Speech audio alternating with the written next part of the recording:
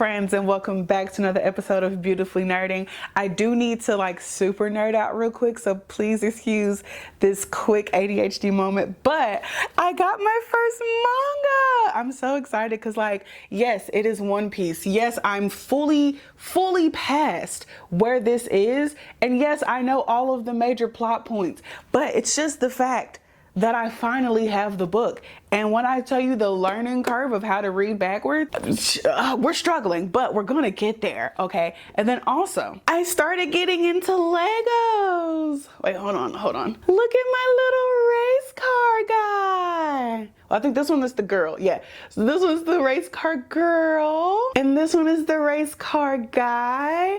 I didn't make them do an actual race yet. He's just the one that came with the trophy in the box. But like, once I feel like actually making them race against each other, we'll see who actually merit having the trophy, because I didn't do anything. I just put the Legos together.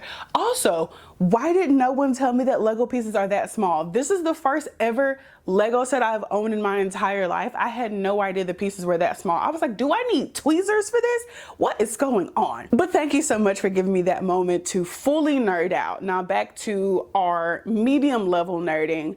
I watched Agatha All Along. And now for the fellow Marvel heads like myself, you know that we are actually 2 weeks in. We have 3 episodes out. And yeah, no, it wasn't because I was super busy and ran out of time the first week it came out. It's because I wanted to wait until an extra episode came out so I could give you all a more fleshed out, you know, review of what we have so far. That's why it took me an extra week to get this video out. Yep. That's what it is. So Agatha All Along comes directly after the story of WandaVision. So we know at the end of WandaVision, Wanda essentially trapped Agatha in her own mind. So we opened the show with her in another TV show. And I'm like, okay, cool. Because that was one of my favorite parts about WandaVision. So I was excited. I'm like, yes, we're getting more TV shows. Like, oh, this is what I'm here for. Another beautiful day. Hey, neighbor. Surprised to see you out here, detective. There I was, sitting on my duff, playing Candy Crush, happy as a clam, enjoying the fruits of my undeserved disciplinary action. You punched the suspect. Oh, now a convicted felon. Can't be right and wrong at the same time. Yes, you can. That lasted maybe 5 minutes when someone came and broke her out of that and was like, hey, girl, I need you to get your juju back because this isn't you. So we need to fix this, but not in a fun, you're my friend kind of way, more so in a you're my mortal enemy.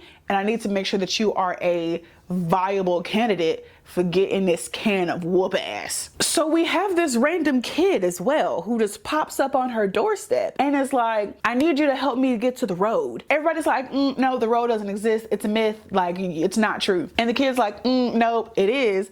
I know that is true for real, and I need you to help me get there. But also, Agatha is like, I actually need to get my power back. I've been trapped in my own mind for 3 years, and it's time for me to become the powerful witch that I know that I can be. I would love to say that Agatha gathers up her friends. She doesn't really have those. So she gathers up some essentially fellow outcast witches and says, hey, we need a coven so that we can open the door so we can get to the road. Because even though the kid said that's what he needed, I also need that as well so I can get my power back. And each of you have your own different need to go onto the road and get something to bring you back to your former glory. Now here's the twist. We're learning some new things about Agatha. So we knew that Agatha was around in like the Salem witch time period. So she, you know, she's a couple 100 years old. The kid is like super looks up to Agatha. It's like, oh my gosh, I've read so much about you, blah, blah, blah, blah, blah. So as Wanda and the kid are driving, notice I keep calling him the kid because in the house, he tries to say his name to Agatha, like his lips get sewn over. It's really creepy. And then as they're driving, he's trying to tell her about himself and it literally just like silences out. Like she's trying to like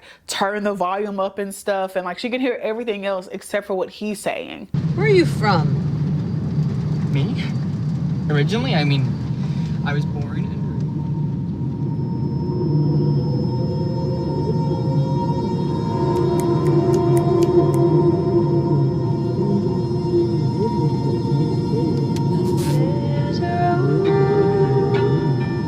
summer.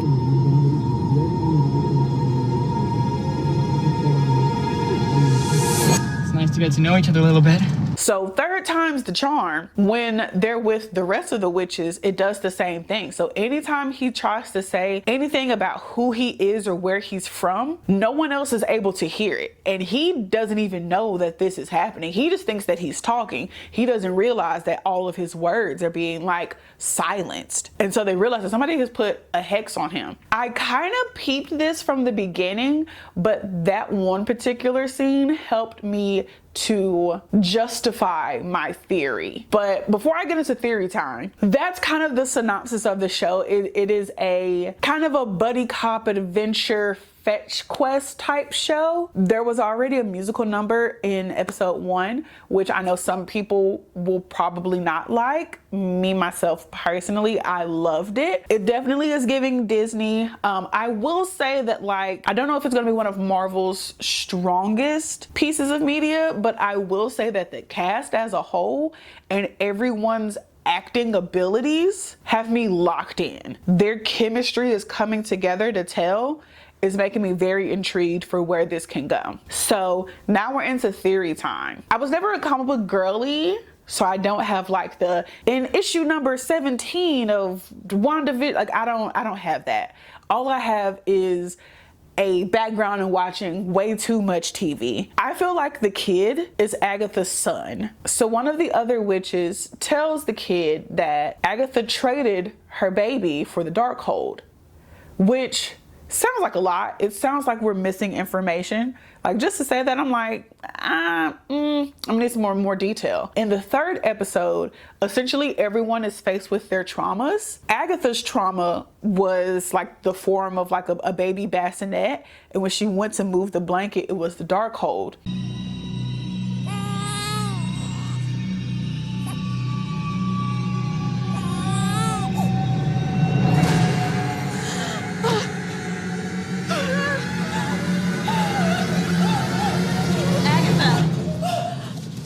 What I feel like happened was that her baby was taken from her, and maybe she originally got the Darkhold to try to either get strong enough to get her baby back, to find her baby. Like, the Darkhold was obtained to get her baby back, but then maybe it took so long and she just kind of got corrupted by the Darkhold. I don't fully know. I don't have the answer to that part.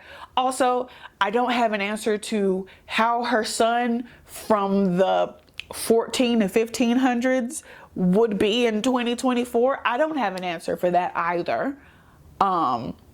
Maybe this is the actual Mephisto that everybody was talking about in WandaVision, because we've already got him name dropped in this one. So maybe that's how the kid got to here, present time. But I'm excited to see where this goes and to see if my theory is anywhere near correct. I feel very strongly that even if it's not her son, they have a connection.